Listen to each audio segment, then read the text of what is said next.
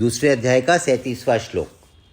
संबंध। उपर्युक्त बहुत से हेतुओं को दिखलाकर युद्ध न करने में अनेक प्रकार की हानियों का वर्णन करने के बाद अब भगवान युद्ध करने में दोनों तरह से लाभ दिखलाते हुए अर्जुन को युद्ध के लिए तैयार होने की आज्ञा देते हैं।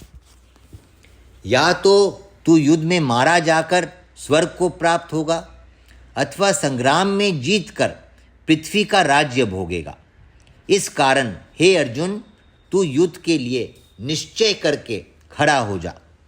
हतो वा प्राप्स्यसि स्वर्गम जित्वा वा भोक्ष्यसे महीम तस्मादुत्तिष्ठ कौन्तेय युद्धाय कृतनिश्चयः। इस श्लोक का क्या भाव है?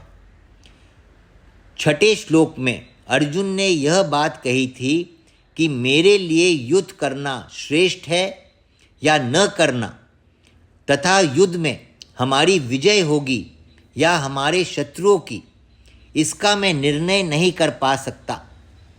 इसका उत्तर देते हुए भगवान इस वाक्य से युद्ध करते करते मारा जाने में अथवा विजय प्राप्त कर लेने में, दोनों में ही लाभ दिखलाकर अर्जुन के लिए युद्ध का श्रेष्ठत्व सिद्ध करते हैं।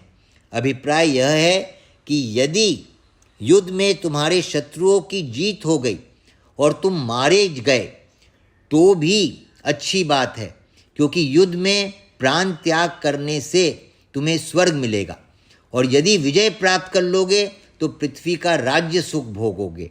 अतएव दोनों ही दृष्टियों में से तुम्हारे लिए तो युद्ध करना ही सब प्रकार से श्रेष्ठ है। इसलिए तुम युद्ध के लिए कमर कसकर तैयार हो जाओ। नारायण नारायण।